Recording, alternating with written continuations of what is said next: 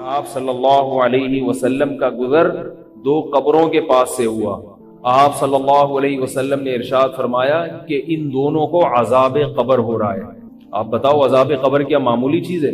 برزخ کا عذاب تو بہت سخت ہے، آگ کا عذاب ہے. ان دونوں کو عذاب قبر ہو رہا ہے. اور فرمایا وما يعذبان من کبیر، کوئی ایسی بڑی چیز نہیں ہے جس کی بنیاد پر ان کو عذاب ہو رہا ہے. الا وہما کبیران او کما قال صلی اللہ علیہ وسلم، فرمایا لیکن وہ حقیقت میں کیا ہیں؟ وہ کبیرہ ہیں. کیا مطلب؟ یہ ایسا گناہ کیا کرتے تھے جو کبیرہ تھا، تبھی تو عذاب ہو رہا ہے نا. صغیرہ پہ عذاب نہیں ہوتا، کبیرہ پہ عذاب ہوتا ہے. فرمایا لیکن عرف میں اس کو کبیرہ سمجھا نہیں جاتا، اس جرم کو ہلکا سمجھا جاتا ہے. پتہ یہ چلا کبیرہ گناہ وہ ہے جس کو شریعت نے کبیرہ قرار دیا. ہمارے کہنے سے نہیں ہوتا کہ یار داڑھی کٹانے سے کیا ہوتا. لوگ کہہ دیتے ہیں داڑھی تو ایک انسان کے جذبات ہیں، رکھ لے ٹھیک ہے، نہیں رکھے تو بھی ٹھیک ہے. نا نا نا نا، نہیں رکھے تو ٹھیک نہیں ہے، یہ نہیں رکھے تو ٹھیک نہیں ہے، فطرت کی مخالفت ہے. تو میں وہ قبر کا قصہ سنا رہا تھا کہ رسول اللہ صلی اللہ علیہ وسلم نے فرمایا کہ ان دونوں کو عذاب ہو رہا ہے کبیرہ گناہ کی بنیاد پر، مگر اس کو کبیرہ سمجھا نہیں جاتا. فرمایا ان میں سے ایک وہ تھے جو پیشاب کی چھینٹوں سے بچتے نہیں تھے، اور دوسرے وہ تھا جو چغلیاں لگایا کرتے تھے. لڑائی ادھر کی ادھر، ادھر کی اس کی بات اس کے منہ پہ، اس کی بات. اب بعض دفعہ انسان اپنے راز کی بات کسی کو بتاتا ہے، یار وہ فلاں بندہ ایسا ہے، آپ نے فلاں کو جا کے بتا دی وہ تمہارے بارے میں یہ کہہ رہا تھا. پھر اس نے 2-3 گالیاں نکالی، آپ نے اس کو بتایا تمہیں ایسی ایسی گالیاں دیا تھا. وہ ہوتا ہے نا ایسے، ہر محلے میں ہوتے ہیں، گھروں میں ہوتے ہیں. نندیں لڑواتی ہیں میاں بیوی کو، بھابھی، نند کا الٹ کیا ہوتا ہے؟ بھابھی ہوتا ہے. نند لڑواتی ہیں بھابھی کو اور اپنے بھائی کو بھابھی سے لڑوا دیتی ہیں، اس کی ادھر لگائی. میاں بیوی کو لڑوانا تو بہت ہی بڑا جرم ہے اللہ کے بندو. تو شیطان اس پر عمل پہ اتنا خوش ہوتا ہے، حدیث میں آتا ہے شیطان کسی عمل سے اتنا خوش نہیں ہوتا جتنا اس بندے سے خوش ہوتا ہے جو میاں بیوی کو لڑوا کے آئے. ادھر کی ادھر، ادھر کی ادھر، خام خام میں ان کو رہنے دو. چلو ایک غلط ہے تو غلط ہی، جب خوشی سے ہنسی خوشی زندگی گزار رہے ہیں تو تمہیں کیا ضرورت ہے ان کو لڑوانے کی؟ ایک آدمی آیا، ایک صاحب مجھے کہنے لگے، میرے گھر میں ایک بندہ آیا کہنے لگا کہ میری بیوی گھر میں صفائی ستھرائی کرتی نہیں ہے، گھر گندا رکھتی ہے. تو ایک خاتون آئی، وہ کہنے لگی مجھے فون کر کے آپ کی بیوی نے تو گھر کو کباڑ بنایا ہوا. کہہ رہے اس دن سے مجھے اپنی بیوی کی نفرت دل میں پیدا ہو. تو میں نے کہا کباڑ بنایا ہوا ہے یا نہیں بنایا ہوا ہے، جب آپ اس کباڑ پہ ہی خوش ہو اپنی بیوی کے ساتھ تو کسی تیسرے کو اعتراض کرنے کی کیا ضرورت ہے؟ کتنی غلط بات ہے. کسی کے گھر میں جا کے اس میں عیب دیکھو، اور اس کی بیوی کی برائی شوہر کو، اور شوہر کی برائی. اب بعض شوہر ہوتے ہیں باہر آنکھ مٹکا کر رہے ہوتے ہیں. آج کل تو مارکیٹ میں اسی قسم کے شوہر آ رہے ہیں، زیادہ تر باہر آنکھ مٹکا کر رہے ہیں. اب کسی نے دیکھ لیا، بیوی کو جا کے بتا دیا تمہارے میاں کی تو یہ حرکتیں ہیں. بھائی غلط حرکتیں ہیں تو میاں کو بتاؤ نا، بھائی تم یہ کیا کر رہے ہو آنکھ مٹکا. یار آنکھ مٹکا تو سمجھتے ہیں نا، کرتے ہیں تو سمجھتے کیوں نہیں ہوں گے؟ معذرت کے ساتھ آپ لوگ نہیں کرتے، لیکن جو لوگ کر رہے ہیں وہ تو سمجھتے ہوں گے نا. تو اب بیوی کو جا کے کیوں بتا رہے ہو؟ اس کے دل میں شوہر کی برائی آئے گی. بھائی اس کو تو یہ بتاؤ تمہارا شوہر بہت اچھا ہے، تاکہ اس کے دل میں محبت ہو. اگر وہ غلط ہے، طلاق کے بعد کیا ہوگا؟ کیا ایسا اچھا شوہر مل جائے گا؟ ابھی تو آنکھ مٹکے والا ملا ہے، ابھی دوسرا وہ اس سے بھی بڑی فلم ہوگا، وہ پتہ نہیں کیا ہو، کیا نکلے، اور گھر بچے رل جائیں گے، بڑی مصیبتیں کھڑی ہو جاتی ہیں. تو چغلیاں لگا کے دوستوں میں لڑائیاں پیدا کروانا، امام مسجد کو مقتدیوں سے بدگمان کرنا، مقتدیوں کو امام سے بدگمان کرنا، کمیٹی کو انتظامیہ کو امام سے، امام کو انتظامیہ سے، ہر آدمی ایک دوسرے کے خلاف لڑوا رہا ہے ایک دوسرے. محبت کی باتیں کم ہو رہی ہیں، لڑائی کی باتیں، بھائی بھائی کو لڑوایا جا رہا ہے، بہن بہنوں کو لڑوایا جا رہا ہے، سب پتہ نہیں ہم بچے ہوئے کیسے. اسی طرح یاد رکھو حکومت کو عوام سے لڑوانا، عوام کو حکومت سے لڑوانا یہ بھی غلط ہے. یہ بات یاد رکھو. اس وقت اسلامی ملکوں میں جتنے بھی حکمران ہیں، کرپٹ بھی کیوں نہ ہو، لیکن ان کرپٹ حکمرانوں کا بھی رہنا نہ رہنے سے بہرحال بہتر ہے. ابھی میرے پاس لوگوں کی کلپس آتے ہیں کہ سعودی عرب کے بادشاہ نے امریکہ کے ساتھ یہ کیا، اتنے اس کو کروڑوں روپے کے تحفے دے دیے. میں کہتا ہوں غلط کیا. سعودی عرب کے بادشاہ کو ایسا نہیں کرنا چاہیے. امریکہ کی غلامی میں بہت ہی زیادہ آگے نکل گئے یہ لوگ، واقعی غلط کر رہے ہیں. کروڑوں روپے کے اس کو ڈونلڈ ٹرمپ کو ہدایہ دے دیے، اس کی تعریفیں اور پتہ نہیں کیا ان کے پیچھے جا رہے ہیں. لیکن اس کے باوجود اگر سعودی عرب میں وہاں حکمرانوں کے خلاف قوم کھڑی ہو گئی تو اس کا فائدہ نہیں ہوگا، اس کا نقصان ہوگا، اس کا نقصان ہوگا. سعودی عرب ٹوٹ جائے گا، یہاں روافظ کا قبضہ ہو جائے گا، حرمین ہمارے ہاتھ سے نکل جائے گا. بڑے خطرات ہیں. تو بھائی ٹوٹنے نہ دو کسی چیز کو، بھائی جیسے تیسے ہیں، بس زمان کی حد تک اعتراض، بھائی سعودیہ کے بادشاہ کو ایسا نہیں کرنا چاہیے تھا، لیکن بہرحال رہنے دو، کیونکہ ابھی وہاں اگر جمہوریت آئے گی تو لائے گا کون اور کس کی مرضی کا آدمی آئے گا؟ افغانستان میں جمہوریت ہے، نام کی ہے، بیٹھے ہوئے کس کے چمچے ہیں؟ امریکہ کے چمچے بیٹھے ہوئے، اور افغانستان کا بیڑا غرق کرتے چلے جا رہے ہیں، کھائے جا رہے ہیں افغانستان سے، پتہ نہیں کیا کیا دھاتیں نکال رہے ہیں۔ لیبیا میں قذافی کو اتروا دیا یہ کہہ کے کہ ظالم میں تھا، وہ ظالم میں مانتا ہوں، لیکن جیسا بھی تھا بہرحال اس کا ہونا نہ ہونے سے بہتر تھا۔ اس کی حکومت گئی ہے، لیبیا کے سارے وسائل پر اسلام دشمنوں کا قبضہ ہو گیا، سارے وسائل پر کس کا قبضہ ہو گیا؟ اسلام۔ عراق میں صدام حسین جیسا مرضی تھا، عیاش تھا، ظالم تھا، جو مرضی تھا، لیکن اس کو ہٹا کے ہمیں کیا ملا؟ کیا خلافت قائم ہو گئی وہاں پہ؟ بولو بھائی، سارے وسائل کس کے قبضے میں؟ اسلام دشمنوں کے قبضے۔ وہ تیل کے کنویں بھر بھر کے لے رہے ہیں، اتنا انہوں نے تیل جمع کر لیا، موجہ ہی موجہ، اور ہم یہاں بیٹھے ہوئے ہیں۔ او بھائی، جو تو حکمرانوں کے خلاف عوام کو ایسا کر دینا کہ وہ تلوار لے کے ان کے خلاف کھڑے ہو جائیں۔ ہاں، زبان سے جہاد ضروری ہے، ان کی غلط پالیسیوں پہ ان کو ٹوکنا کہ یہ غلط ہو رہا ہے، یہ صحیح ہو رہا ہے، یہ تو ضروری ہے، کیونکہ یہ ورنہ یہ بالکل ہی آؤٹ آف کنٹرول ہو جائیں گے۔ لیکن ان کے خلاف اگر لڑو گے تو نتیجہ کیا نکلے گا؟ تمہاری رہی صحیح قوت بھی ختم ہو جائے گی۔ تو نہ لڑو، محبت میں پیدا کرو گھروں میں بھی۔ تو نبی صلی اللہ علیہ وسلم نے فرمایا ان دونوں کو عذاب کیوں ہو رہا ہے؟ کبیرہ گناہ کی وجہ سے، ایک پیشاب کی چھینٹوں سے نہیں بچتے تھے اور دوسرے چغلیاں۔ اور پھر آپ صلی اللہ علیہ وسلم نے شاخ رکھی ہری، فرمایا جب تک یہ ہری ہے لعلہ یخفف عنہما، شاید ان پر عذاب کم ہو جائے۔ تو اب یہاں ایک بات ہے، یہ یاد رکھو، قبروں پہ ہری شاخیں لگانا جائز نہیں ہے، یہ نبی کی خصوصیت تھی، کیونکہ کسی صحابی سے یہ ثابت نہیں ہے کہ انہوں نے قبر پہ درخت لگایا ہو یا شاخ لگائی۔ تو یہ غلط ہے، لوگ قبروں پہ درخت لگا دیتے ہیں۔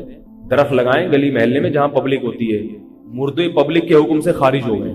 آپ کہیں گے وہاں بھی تو بہت زیادہ پبلک ہے، لیکن ان بیچاروں کو درختوں سے کوئی فائدہ نہیں ہوتا، وہ تو خود درخت کی کھاد بن جاتے ہیں بیچارے، تو جڑیں قبروں میں چلی جاتی ہیں، تو ان کو کوئی فائدہ نہیں ہے۔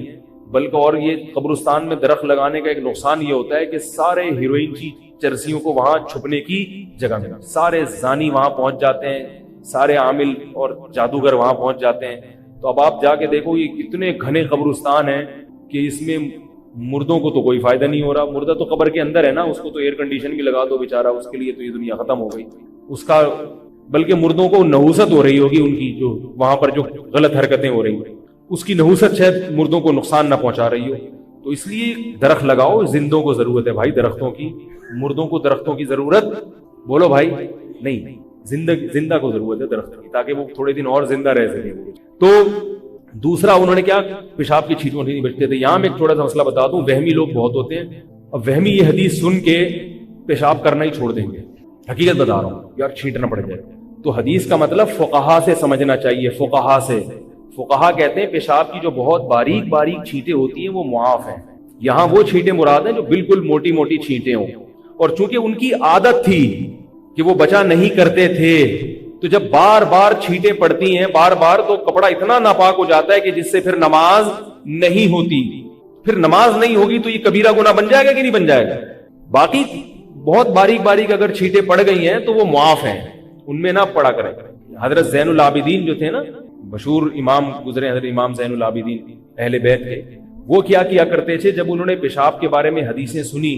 ایک اور حدیث میں آتا ہے استنزہوا من البول فإن عامۃ عذاب القبر منہ، کہ پیشاب سے بچو اس لیے کہ اکثر عذاب قبر کس سے ہوتا ہے؟ پیشاب سے۔ اس میں یہ پیشاب بھی داخل ہے، خواتین جو گھروں میں بچوں کے پیشاب کا خیال نہیں کرتی، بچوں نے گدوں میں پیشاب کر دیا، کارپٹ پہ پیشاب کر دیا، خواتین اس کو صاف نہیں کرتی، جو نہیں کرتی ان کی بات کر رہا ہوں۔ تو اب کیا ہوتا ہے، اسی پہ لوگ آ کے بیٹھ رہے ہوتے ہیں، اسی پہ گیلے پاؤں لے کے چل رہے ہوتے ہیں۔ تو یہ وعید ان لوگوں کے لیے بھی ہے، سمجھ رہے ہو؟ خواتین کو چاہیے کہ کچھ کام پیمپر کرے گا، کچھ آپ بھی کر لیں۔ پیمپر اپنی ذمہ داری پوری کرتا ہے، لیکن بیچارہ کسی دن پیمپر لگا رہنا بھول گیا وہ، تو اب کیا ہے کہ اگر بچے نے کہیں بیڈ پہ کر دیا تو اب آپ نیچے ایک ٹب رکھیں اور اس گدے پہ اوپر پانی ڈال کے پانی بہا دیں، نیچے جب پانی گرنا شروع ہو جائے گا 2-3 دفعہ یہ عمل کرے تو وہ گدا پاک ہو جائے گا۔ اب اس سے خواتین کہتی ہیں تو گیلا ہو جائے گا، تو وہ تو ہو گیا نا پیشاب سے گیلا۔ کتنا آسان طریقہ ہے پاک کرنے کا، ہم یہ تھوڑی کہہ رہے ہیں گدا اٹھا کے لے جاؤ اس کو ڈرائی کلینر کو دو۔ اور ایک جاننے والے ڈاکٹر ہے، وہ کہتے ہیں میں نے سنا تھا کہ نافرمان کی روح بہت مشکل سے نکلتی ہے اور جو نیک لوگ ہوتے ہیں ان کی روح آسانی سے نکلتی ہے. تو میں تو جب گیا یورپ میں تو میں نے بہت سے گوروں کو بڑے آرام سے مرتے ہوئے دیکھا اور بہت سے نیک لوگوں کو بڑی مشکل سے مرتے ہوئے دیکھا. تو یہ کیا ہے؟ تو کہہ رہے ہیں مجھے تو اسلام کے بارے میں اشکالات شروع ہو گئے. میں نے کہا آپ نے جن سے یہ تقریر سنی ہے نا کہ نیک لوگ کی روح آرام سے نکلتی ہے، بروں کی مشکل سے نکلتی ہے، انہوں نے آدھی بات بتائی ہے، پوری نہیں بتائی. میں نے کہا یہ تو صحابہ کے دور میں نے کہا اگر آپ حدیثیں پڑھ لیتے ایک آیت سے کبھی تھوڑی مسئلہ حل ہوتا ہے. آپ کسی کی ایک بات لے رہے ہیں، دوسرے موقع پہ جو اس نے تشریح کی ہے وہ آپ نہیں لے رہے. میں نے کہا معاذ اللہ، اگر کسی کی کوئی موت کسی کو بہت تکلیف ہو رہی ہے، یہ اس معاذ اللہ اس کے برے ہونے کی علامت ہے، تو یہ تو پھر کفر ہے. احادیث میں آتا ہے کہ آپ صلی اللہ علیہ وسلم کو موت کی تکلیف دوسروں سے زیادہ ہوئی ہے. آپ صلی اللہ علیہ وسلم فرمایا اوعکو کما یوعکو رجلان منکم، مجھے بخار میں اتنی تکلیف ہوتی ہے جتنی تم میں سے 2 آدمیوں کو ہوتی ہے. آپ پر جب بیماری آتی تھی نا آپ کو تکلیف دوسروں سے زیادہ ہوتی تھی. اور امی عائشہ رضی اللہ تعالی عنہا فرماتی ہیں کہ نبی صلی اللہ علیہ وسلم کا سر مبارک میری گود میں تھا جب آپ کی روح نکلی ہے، اور آپ کی جو میں نے موت کی تکلیف دیکھی ہے، جس شدت میں آپ جس تکلیف میں تھے، اس کے بعد مجھے کسی کی موت کی جو آسانی سے کوئی دنیا سے گیا ہو نا، اس کے مرنے پر مجھے کبھی رشک نہیں آیا. رشک کا کیا مطلب؟ کہ بھئی یہ اتنی آسانی سے چلا گیا تو اس کا مطلب یہ زیادہ اچھا تھا، اور معاذ اللہ آپ صلی اللہ علیہ وسلم کے اعمال کم تھے، تو یہ تو ممکن نہیں ہے نا. کہتے ہیں مجھے کبھی کسی پہ رش نہیں آیا کہ آرام سے مر گیا تو بہت نیک ہوگا. ٹھیک ہے نا، بہت مشکل ہے سمجھانا. امی عائشہ فرماتی ہیں کہ یعنی امی عائشہ کی حدیث کا مفہوم بیان کر رہا ہوں کہ نبی صلی اللہ علیہ وسلم کی موت کے وقت جو تکلیف کی حالت تھی اس کو جب سے میں نے دیکھا ہے، تو امی عائشہ کی بات کا خلاصہ یہ ہے کہ اب اگر میں کسی کو دیکھتی ہوں نا کہ آرام سے روح نکل رہی ہے، یعنی آرام سے مر رہا ہے، دنیا سے جا رہا ہے، تو مجھے اس پہ رش نہیں آتا کیونکہ بہت نیک ہوگا. کیا مطلب؟ اس کا نیک عمل سے تعلق بولتے کیوں نہیں ہے. لیکن ہمارے ہاں سارا مدار کس پر ہے؟ مرنے کے بعد شکل کیسی ہے اس کی؟ آڑا ترشا ہو گیا تو جہنم میں جا رہا ہے اس کا مطلب. اور اگر مرا ہوا ہے دانت کھلے میں ایسا لگ رہا ہے مسکرا رہا ہے، سیدھا کہاں جا رہا ہے؟ او بھائی اگر خدا نخواستہ کوئی لکوے کا مریض تھا، کوئی فالج کا مریض تھا، وہ تو مرے گا تو اس کا تو بیچارے کا ہوگا تھوڑا سا چہرہ بھی ٹیڑھا ہو سکتا ہے، کچھ بھی ہو سکتا ہے، نیک لوگوں کا بھی ہو سکتا ہے. تو مدار کس پر ہے؟ اعمال پر. اور نیک لوگوں کو بعض دفعہ موت کے وقت ڈبل تکلیف دی جاتی ہے. ایک تو اس لیے دی جاتی ہے، یا تو اس لیے کہ کوئی گناہ ان کا باقی رہ گیا ہوتا ہے. اللہ کیا کہتے ہیں؟ بھائی قبر میں جانے سے پہلے اس کو ہمارے پاس دھلا کے لے کے آؤ، صاف ستھرا ہو کے. اب ہمارے پاس آ رہا ہے تو اب ہم نہیں چاہتے کہ اس کے گناہوں کی گٹھری ہو، اس کو پاک صاف کر کے لے. میں نے بڑے بڑے بزرگ دیکھے جن کو آخری وقت میں بہت مصیبت میں گزری ان کی، یعنی زندگی کے آخری ایام، بیٹیوں کی ٹینشن، کسی بیٹی کو طلاق ہو گئی، وہ گھر آ گئی، کوئی اور مسئلہ ہو گیا، تو بڑی ٹینشن میں آخری وقت. لیکن وہ زبان سے کیا کہتے تھے؟ شکر. کیا شاید اللہ تعالی ہمارے گناہوں کو معاف کرنا چاہتے. اولاد کی حدیث میں آتا ہے کہ انسان کو اس کی گھر والی کی طرف سے، اس کی اولاد کی طرف سے، اس کے جسم کی طرف سے تکلیفیں پہنچتی رہتی ہیں اور اس کے گناہ معاف ہوتے رہتے ہیں حتی لقی اللہ طاہرا مطہرا. جب اللہ کے پاس آتا ہے نیٹ کلین، بالکل گناہوں سے پاک صاف ہو گیا. لیکن یہ تکلیف وہ ہوتی ہے جس میں صبر کی توفیق بھی ملتی ہے، کیونکہ اللہ دے رہا ہے نا تکلیف، اور اللہ سزا کے طور پہ نہیں بلکہ کفارے کے طور پہ، تاکہ ہمارے پاس آئے تو صاف ستھرا ہو گئے. تو اس تکلیف میں پھر صبر کی توفیق، اس لیے علماء کہتے ہیں جس تکلیف میں صبر کی توفیق مل رہی ہے سمجھ لو یہ رحمت ہے. یہ کیا ہے؟ رحمت. یہ اللہ آپ کو بنانا چاہ رہا ہے کچھ. اب لوگ کہتے ہیں یہ والی تکلیف کیوں، وہ والی کیوں نہیں آئی، یہ تو بہت زیادہ ہو گئی. تو بھائی اللہ سے کوئی نہیں لڑ سکتا، وہ جو دے رہا ہے وہ اس پہ صبر کرو. اسی کو کہتے ہیں تقدیر پر رضا. جو اللہ نے مقدر کیا ہے بس اب اس پہ کیا ہے؟ کوشش کریں گے اللہ سے عافیت مانگیں، اے اللہ ہمیں تکلیفیں نہیں چاہیے، ہم تو ویسے ہی کمزور ہیں، ایسا نہ ہو تکلیف میں اور یا نافرمانی پہ نہ آ جائیں، ہمیں تو خوشیوں بھری زندگی چاہیے، اور اللہ ان خوشیوں میں شکر کی توفیق دے کے گناہ معاف کر دے. ٹھیک ہے نا؟ جیسے لوگ حکیم کے پاس جاتے ہیں، حکیم صاحب کے پاس 2 طریقے ہوتے ہیں علاج کے. ایک طریقہ تو یہ کہ بھائی یہ کڑوی گولی ہے، 2-3 کھاؤ گے فٹ فاٹ ہو جاؤ گے، اس میں یہ بھی پرہیز، یہ بھی پرہیز، یہ بھی پرہیز. اور ایک طریقہ ہوتا ہے بھائی دودھ جلیبی کھاؤ، علاج لمبا ہو جائے گا، لیکن وہ دوا میں کیا ہے؟ دودھ جلیبی. تو آپ کہتے ہو بھائی یہ دودھ جلیبی والا مجھے دے دو، ٹھیک ہے لمبا علاج کروا لوں گا، فائدہ دیر سے ہوگا، لیکن میں یہ کریلے کا جوس نہیں پی سکتا. تو ہم نالائق لوگ ہیں. شکر سے بھی انسان کے ترقی ہوتی ہے، تو اللہ سے یہ مانگنا چاہیے اللہ ہمیں نعمتیں دے، تکلیفوں سے بچا اور شکر کی توفیق دے تاکہ ہمارے درجات بلند. شکر کے بھی تو بڑے فضائل ہیں نا. تو مانگنے تو کیونکہ عبدیت اور غلامی کا تقاضا یہ ہے کہ اللہ سے عافیت مانگیے, لیکن اللہ تکلیف دے دے تو اس پہ صبر. تو ہمارے نبی صلی اللہ علیہ وسلم کو ہاں یا تو اس لیے تکلیف ہوتی ہے گناہ معاف, یا اس لیے کہ درجات بلند. اللہ چاہتا ہے کہ بھئی یہ دنیا آزمائش کی جگہ ہے, جب آخرت میں آنا تو اتنا تجھے نوازوں.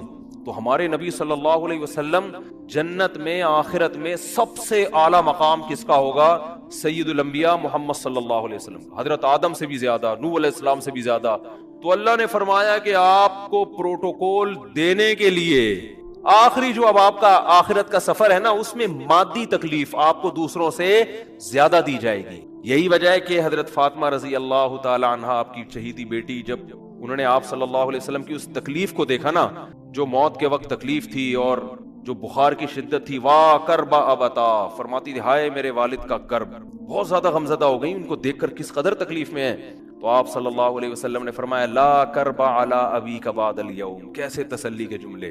اپنی بیٹی سے فرمایا ہے فاطمہ تیرے باپ پر آج کے بعد کوئی تکلیف, بولو لا کربا علی ابیک بعد الیوم. اس میں بھی آپ صبر کا پہلو تلاش کر رہے ہیں, شکر کا. بس یہ اللہ کی طرف سے آخری ہے. آج کے بعد اے میری بیٹی تیرے باپ پر کوئی تکلیف نہیں. اپنی بیٹی کو بھی تسلی دے رہے ہیں کہ غم ہلکا کر, بس یہ اللہ کی طرف سے آخری ہے, آج کے بعد کوئی تکلیف نہیں ہوگی. تو ہمارے ہاں وہ بیچارہ تکلیف سے جا رہا ہے تو یار دیکھا آ گیا نا سامنے, لگے یہ دیکھا ہم تو کہتے تھے بندہ ہی 2 نمبر ہے, اب آ گیا نا, دیکھو کیسے مر رہا ہے. اور پیغمبروں کو تکلیف تو دی جاتی ہے, لیکن کوئی ایسا عیب نہیں ہوتا, ایسی بیماری نہیں ہوتی جو لوگوں میں معیوب سمجھی جاتی ہے. یہ نہیں ہوتا, کیونکہ پیغمبر اللہ کے قاصد ہیں, تو اللہ ان کو ہر لحاظ سے امت کو یہ بتانا چاہتے ہیں یہ میرے رسول ہیں, یہ میرے سفیر ہیں. تو کوئی بھی ایسی چیز جس کی وجہ سے لوگوں کو ان سے نفرت ہو, یا طبعی نفرت جو انسان کے اختیار میں نہیں ہوتی, تو اللہ ایسی بیماری اور ایسی تکلیف سے بچاتے ہیں ان کو. سمجھ میں آ رہی ہے بات؟ لیکن امتی کو ایسی تکلیف ہو سکتی. یہ جو ختم نبوت کے علماء کہتے ہیں نا مرزا غلام احمد بیت الخلاء میں گر کے مر گیا, تو بعض لوگ کہتے ہیں وہ تو بیت الخلاء میں تو فلاں بزرگ کا بھی انتقال ہوا تھا, فلاں کا بھی.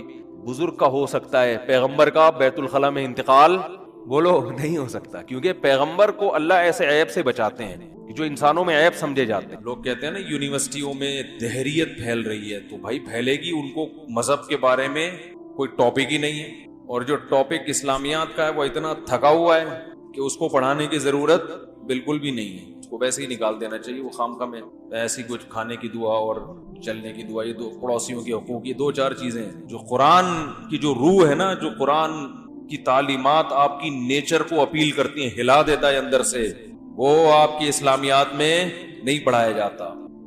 یا ایھا الناس ان کنتم فی ریب من البعث فانا خلقناکم من تراب. کیا انداز ہے قرآن کا. اے لوگوں تمہیں یقین نہیں آتا نا مر کے زندہ کیسے ہوگے؟ کسی لیبارٹری میں کوئی سائنسدان آج تک نہیں زندہ کر سکا. ان کنتم فی ریب من البعث, شک ہے کیسے؟ فانا خلقناکم من تراب, مٹی سے بنایا ہے. کیسے بن گئے؟ مٹی لے جاؤ کسی لیبارٹری میں, بولو اس سے انسان بنا کے دکھاؤ, بن جائے گا لیبارٹری میں؟ او بھائی کیا ہو گیا؟ نہیں بنے گا. کیسے؟ ہم نے بنا دیا. اب تحقیق کر رہے ہو کہ بنا کیسے ہے؟ بنایا ہم نے. ثم من نطفہ, پھر اس مٹی کے انسان سے منی کا قطرہ پیدا کیا. لے جاؤ کسی لیبارٹری میں. یہ تو تم نے دیکھ لیا اپنی آنکھوں سے کہ بن رہا ہے, ورنہ روٹی کا جو ٹکڑا کھانے سے منی کا قطرہ بنتا ہے, اس روٹی کو لیبارٹری میں لے جاؤ. فزکس, کیمسٹری, میتھ اور یہ ساری جو سبجیکٹ تم صبح شام پڑھتے ہو, ان سبجیکٹ کے پڑھانے والے ٹیچروں سے کہو کہ اس روٹی کو پانی کا منی کا قطرہ بنا کے دکھا دے. کہے گا بھائی نہیں ہو سکتا. اللہ فرماتے ہیں انا خلقنا, ہم نے کیا, ہم نے. اس روٹی کھاتے ہو اس سے کیا بنا دیتے ہیں ہم؟ اسپم بنا دیتے ہیں. ثم من مضغہ, پھر اس منی کے قطرے کو لے کے جاؤ لیبارٹری میں کہ اسے گوشت کا لوتھڑا بنا کے دکھاؤ. اللہ فرماتے ہیں کوئی نہیں بنا سکتا. نہ فزکس میں یہ طریقہ, نہ بایولوجی میں, کہیں بھی نہیں لکھا ہوا. ہم نے بنایا. ثم من مضغہ, اسے گوشت کا لوتھڑا بنا دیا اور اس میں ہڈیاں پیدا کر دی. فکسونا العظام لحما, اور ایسے قدرت کے شاہکار کہ انہی ہڈیوں پہ گوشت چڑھا دیا, ڈھانچہ نہیں نکال دیا. کیا آٹومیٹک, کوئی دنیا میں کوئی مشین آٹومیٹک اتنا اچھا کام نہیں کرتی, اور ایسی شاندار مشینیں انسان کی شکل میں بنا کے پھینکتی چلی جا رہی ہے. اربوں خربوں انسان پیدا ہو گئے، مگر قدرت کا یہ سسٹم جو منی کے قطرے میں اس نے انسٹال کر دیا ہے، اس میں کوئی ایرر نہیں آ رہا. ہائے ہائے، انسان نے ہزاروں سال کے بعد ایک سسٹم بنایا ہے، ہر تھوڑے دن میں ایرر، وائرس آیا ہوا ہے، کوئی ایرر آیا ہوا ہے، ہوتا ہے کہ نہیں ہوتا؟ وہ آدم اور حوا کو بنایا، دونوں کے ملاپ سے اولاد. آدم علیہ السلام کے باڈی میں ایسے سافٹ ویئر ڈال دیے کہ اب اس سے آٹومیٹیکلی بچے ہزاروں سال ہو گئے پیدا ہوتے چلے جا رہے ہیں، رک ہی نہیں رہے. فیملی پلاننگ والے پوری کوشش کر رہے روکو، رکنے کا نام بولو بھائی نہیں لے. کیا مشین ہے بھائی، کیا سافٹ ویئر انسٹال کیا ہے بھائی. اور اس سب کی ابتدا کہاں سے ہو رہی ہے؟ مٹی. ثم نخرجکم طفلا، فرمایا پھر ہم تمہیں ماں کے پیٹ سے نکالتے ہیں بچہ بنا کے.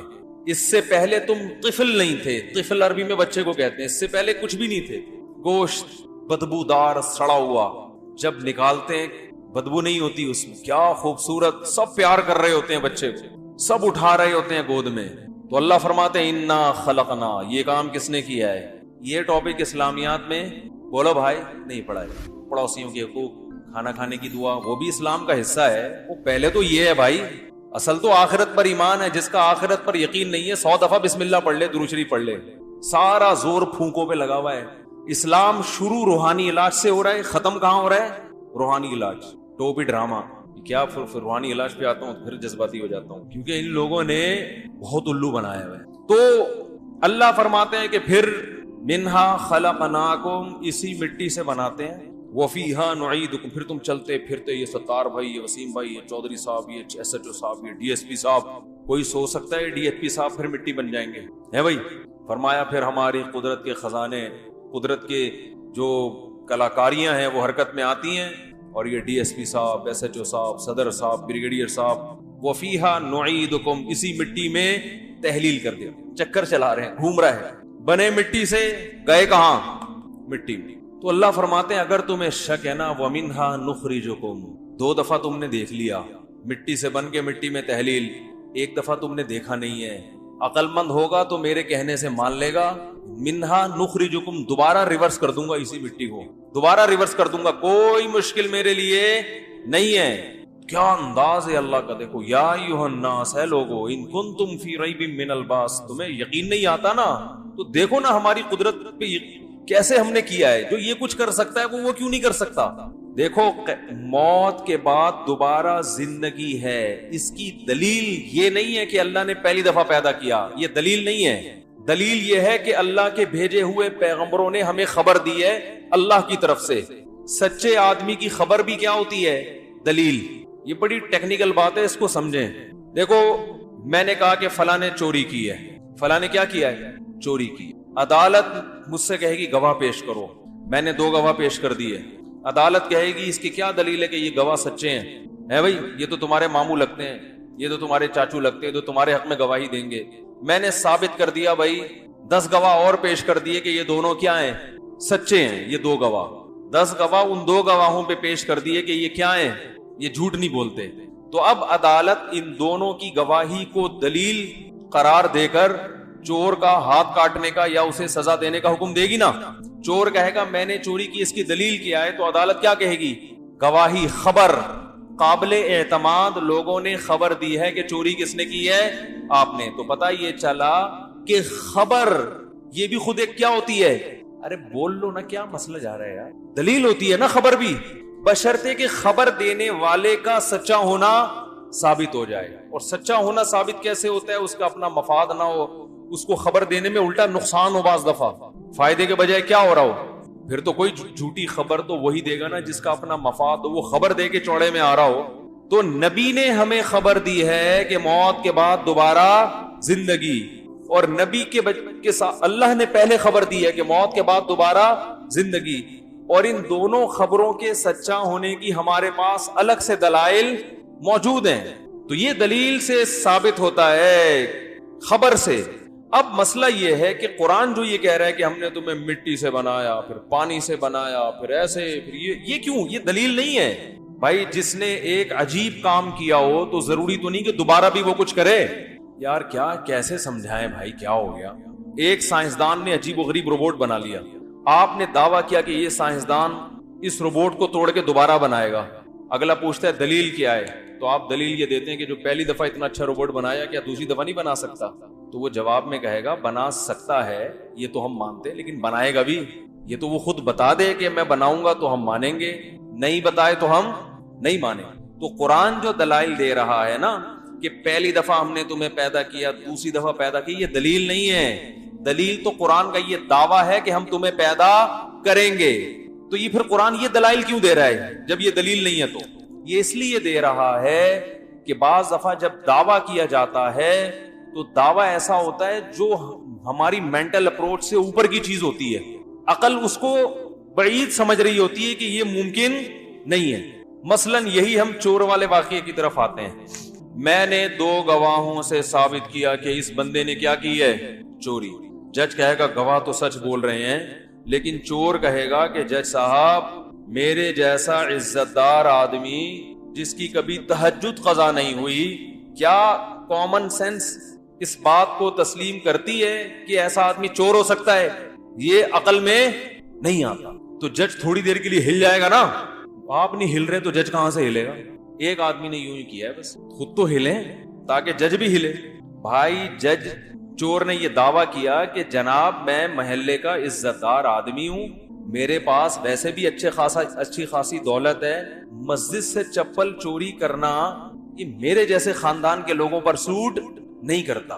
تو ٹھیک ہے دلیل 2 گواہ ہیں, 2 گواہی سے جرم ثابت ہوتا ہے, لیکن جرم اگر اس نوعیت کا ہے کہ جو عقل سے بالاتر ہے تو پھر دلیل کے باوجود نہیں مانا جاتا. بھائی گواہ کچھ گڑبڑ کر رہے ہیں, یہاں پہ جھوٹ بھی تو بول سکتے ہیں نا گواہ. چونکہ اس آدمی کا خاندان دیکھیں جج صاحب, یہ تو اچھے باپ کا بیٹا ہے اور پیسے کے لحاظ سے اللہ کا دیا اس کے پاس ویسے ہی بہت کچھ ہے, اس کو چپل چرانے کی کمبخت کو کیا ضرورت؟ چوری تو وہ کرے جو چرسی ہیروئن جی ٹائپ کے لوگ ہوتے ہیں, عزت دار لوگ. کم از کم جس قسم کی چوری کی ہے, یہ چوری تو ویسے بھی اس پہ سمجھ میں نہیں آتی. تو یہ جو دعویٰ ہے یہ عقل سے کیا ہے, بالاتر. یہ ساڑی عقل نہیں آندا. تو بعض دفعہ دلیل ہوتی ہے مگر اس دلیل سے جو دعویٰ ثابت کیا جا رہا ہوتا ہے وہ عقل سے بالاتر. لہذا دلیل مضبوط ہونے کے باوجود اس دعوے کو مسترد کر دیا جاتا ہے کہ یار یہ اس آدمی پہ نہیں, یہ کچھ اور بتاوا کرو, یہ مزیدار دعویٰ نہیں ہے. سمجھتے ہیں؟ تو اب یاد رکھو ہوا کیا ہے. رسول اللہ صلی اللہ علیہ وسلم اللہ کے پیغمبر, اور صرف آپ اکیلے نہیں اس میدان میں, سارے پیغمبروں نے یہ دعویٰ کیا کہ اللہ کہتا ہے کہ موت کے بعد دوبارہ زندگی ہے, اللہ کے سامنے اٹھنا ہے, یہ مٹی کو دوبارہ اللہ انسان بنائے گا. تو ایک گواہ نہیں, اس پر لاکھوں گواہ ہیں. تورات انجیل آج بھی گواہ ہیں. حضرت موسیٰ نے بھی دعویٰ کیا, حضرت عیسیٰ نے بھی, حضرت ابراہیم نے بھی, جتنے پیغمبر آئے نا اللہ کا پیغام لے کے, سب نے ہمیں یہ بتایا کہ موت کے بعد ختم نہیں ہو جاتے, دوبارہ اس مٹی کو جان ڈال کے انسان بنائے گا, اللہ کھڑا کرے گا اپنے سامنے. تو اب دلائل تو بڑے مضبوط ہیں کہ وہ لوگ خبر دے رہے ہیں جن کی زبان سے کبھی جھوٹ صادر نہیں ہوا, اور بہت سارے گواہوں کے بیان میں اگر ذرہ برابر بھی تضاد نہ ہو تو خود وہ بیان معتبر ہوتا ہے کہ یار وہ بھی یہی کہہ رہا ہے, وہ بھی یہی کہہ رہا ہے, وہ بھی یہی کہہ رہا ہے, وہ بھی یہی کہہ رہا ہے, وہ بھی یہی کہہ رہا ہے, اس کا مطلب یہ خبر سچی. ارے کسی نے آپ کو آ کے بتایا کہ فلاں جگہ بم پھٹا ہے, بولٹن اللہ نہ کرے بہت دنوں سے بم نہیں پھٹے, اللہ بچائے رکھے ہم کو, لیکن مثالیں اب پھٹانے کی آ گئی ہیں دماغ میں, کیونکہ اتنے کراچی میں بم ماضی میں پھٹ چکے ہیں. فرض کرو ایک آدمی نے آ کے بتایا کہ بھائی بولٹن مارکیٹ میں کیا پھٹا ہے, بم. آپ نے کہا یار ہو سکتا ہے شب برات کا پٹاخہ ہو, اس کو بم لگ رہا ہو. دوسرے نے آ کے بتا, اڑے میں بولٹن مارکیٹ سے آ رہا ہوں بھائی, کیا پھٹا ہے, بم. جو ٹائم اس نے بتایا وہی ٹائم دوسرا. تیسرا آ کے بتاتا ہے, ارے بھائی وہ بولٹن مارکیٹ سے میں گزر رہا تھا, وہ بھائی ایسا خطرناک بم پھٹا, اللہ کی پناہ بھائی.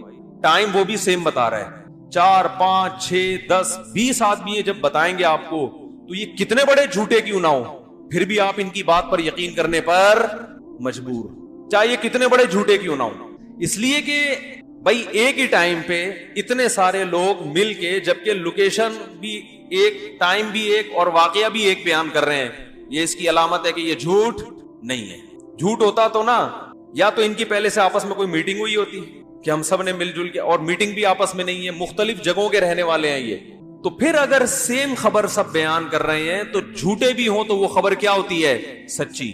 لیکن اگر یہ بیان کرنے والے سچے ہوں تو پھر خبر کتنی اوتھینٹک بن جائے گی. کیا خیال ہے بھائی جان؟ تو آدم علیہ السلام سے لے کے رسول اللہ صلی اللہ علیہ وسلم تک جتنے پیغمبر آئے جن کی تعلیمات انتہائی پاکیزہ، کوئی عرب میں، کوئی دوسرے ملک میں، کوئی شام میں، مختلف جگہوں پہ آتے رہے، اور ان کے صحیفے جو آج ہمارے پاس موجود ہیں، تحریف کے باوجود ان میں ایک چیز سیم ہے کہ موت کے بعد دوبارہ زندگی ہے اور میدان حشر قائم ہوگا، اور یا تو جنت کے باغات میں جاؤ گے یا سزا میں جہنم کی آگ. یہ تمام صحیفے اس پہ متفق ہیں. اس کا مطلب کہ بھائی یہ خبر کیا ہے؟ جھوٹی نہیں ہے، خبر سچی ہے، یہ خبر سچی ہے. لیکن وہی بات ہے کہ بھائی دو آدمیوں نے گواہی دی، خبر تو بالکل ٹھیک ہے، لیکن یہ جس کو چور قرار دیا جا رہا ہے سمجھ میں نہیں آ رہا کہ ایسا آدمی چور ہو کیسے سکتا ہے. تو اب مدعی کے ذمے ہے کہ وہ یہ ثابت کرے کہ جس کے بارے میں نے یہ کہا ہے نا کہ یہ چور ہے، تو یہ عقل سے بعید نہیں ہے، اس کی ذرا مزید ٹیسٹ کروائیں، اس کا لیبارٹری، اس کے سارا خاندان کیا تھا. یہ جھوٹ بول رہا ہے کہ میں اتنی میری دولت اور اتنا، یہ کچھ بھی نہیں ہے، چرس پیتا ہے، ٹھیک ہے نا، چرسی ہے یہ. تو ایسے آدمی سے چوری کے وقوع کا صدور ہونا عقل سے بعید نہیں ہے. تو اب آپ کے ذمہ یہ ہوگا کہ آپ یہ ثابت کر دیں کہ یہ عقل سے ماورا دعویٰ نہیں ہے. تو اب ہوا یہ کہ تمام پیغمبروں نے ایک دعویٰ کیا کہ موت کے بعد دوبارہ زندگی. وہ پیغمبر سچے تھے، لیکن لوگ کیا کہتے تھے کہ یہ پیغمبر بے شک سچے ہوں، انہوں نے کبھی جھوٹ نہیں بولا، لیکن یہ بات ہماری عقل میں نہیں آتی کہ مٹی سے دوبارہ انسان بن کیسے جائے گا. تو قرآن اس پہ ثابت کر رہا ہے کہ یہ عقل سے بالا تر نہیں ہے، کیونکہ اس سے زیادہ عجیب کام ہم پہلے کر چکے ہیں. وہ نہ ہوئے ہوتے پھر عقل سے بالا تر ہوتا، اس سے بھی زیادہ عجیب عجیب کام ہو چکے ہیں، بھول گئے ہو تم. اللہ فرماتے ہیں کہ لخلق السماوات والارض، آسمانوں اور زمین کا پیدا کرنا یہ زیادہ مشکل کام ہے تمہیں دوبارہ پیدا کرنے سے. جو پہلی مرتبہ پیدا کرتا ہے وَهُوَ أَهْوَنُ عَلَيْهِ، اس کے لیے دوبارہ پیدا کرنا آسان ہوتا ہے. فرسٹ ٹائم کسی چیز کو بنانا مشکل. جس سائنسدان نے پہلی دفعہ روبوٹ بنائے وہ توڑ کے دوبارہ کیوں نہیں بنا سکتا بھائی؟ اب وہ سائنسدان دعویٰ کر رہا ہے میں دوبارہ بناؤں گا، آپ کہہ رہے ہو ساڑھی عقل نہیں آندا. جاپان کے سائنسدان سے آپ پنجابی میں بات کر رہے ہو، وہ کہہ رہا ہے بھائی چنگ پونگ چنگ پونگ چنگ پونگ کر کے سمجھا رہا ہے کہ میں نے یہ روبوٹ بنایا نا، میں اس کو کھول رہا ہوں اسکرو سے، پورا کھول کے میں دوبارہ جوڑ دوں گا. آپ کہہ رہے ہو بھائی دعویٰ کرنے والا تو سچا ہے، جاپانی ہے، جھوٹ نہیں بولتے، لیکن یہ بات ساڑھی عقل بولو نا نہیں آ رہی. یار اتنی پیچیدہ مشین توڑ کے دوبارہ کیسے بنا دو گے؟ بھائی یہ نہیں آ رہا میری سمجھ. تو کہے گا کم بخت پہلی دفعہ جب میں نے بنایا ہے بھائی وہ آ گیا سمجھ میں تیرے ہیں؟ یا تو یہ بول پہلی دفعہ بھی نہیں بنایا ہی نہیں ہے. پہلی دفعہ پیدا ہونے کو تو مان رہا ہے کیونکہ وہ تو دیکھ رہا ہے. تو جو اس کو پہلی دفعہ بنا سکتا ہے وہ دوبارہ جب بنانے کا دعویٰ کرے گا تو یہ تمہاری عقل میں اگر نہیں آ رہا تو اس کا مطلب اس کھوپڑی میں تمہیں عقل ہے ہی نہیں، اس لیے نہیں آ رہا. کوئی چیز ہوگی تو آئے گا نا اس میں. جب کھوپڑی میں عقل ہی نہیں ہے تو اس میں آئے گا کیسے؟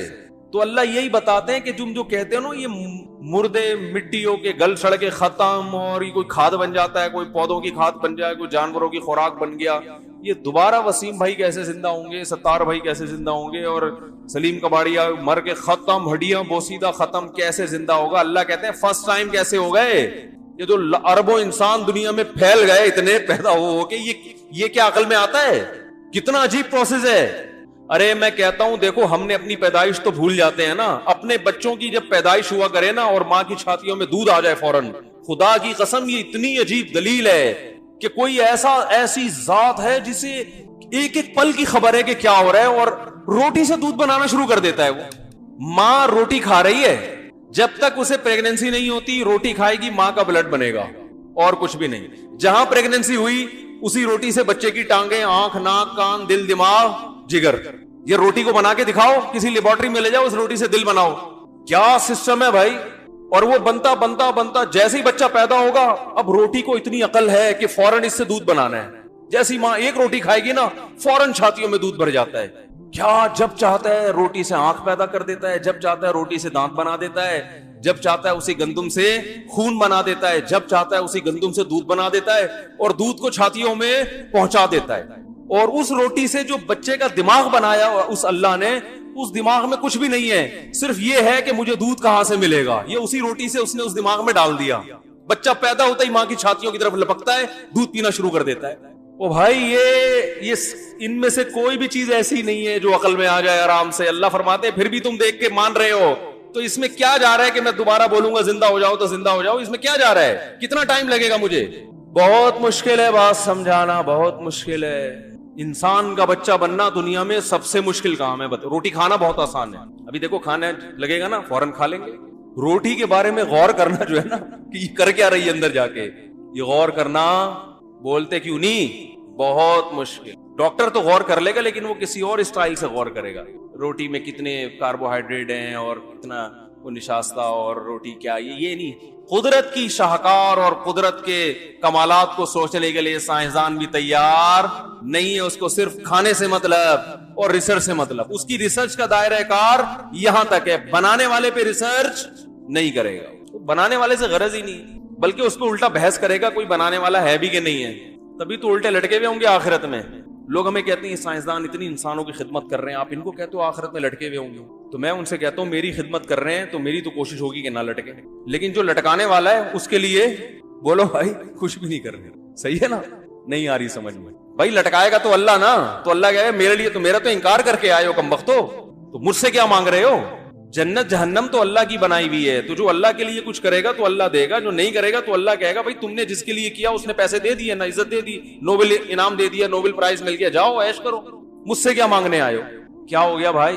ارے آپ کسی کمپنی میں جاب کر رہے تھے, سارا دن آپ نے کام کیا دوسری کمپنی کے لیے ہیں, اب باس سے آ رہے ہو تنخواہ لینے کہ میں اتنا کام کر رہا ہوں, اوور ٹائم بھی لگایا, یار میں نے اتنی انسانیت اتنی خدمت کی کمپنی کو, میں نے دن دگنی رات چگنی ترقی دی, اور یار مجھے جاب سے نکال رہے ہو. کہے گا جس کے لیے کی وہ تمہیں جاب پہ رکھے گا, میرے لیے کچھ بھی نہیں کیا تو میں تمہیں نکال دوں.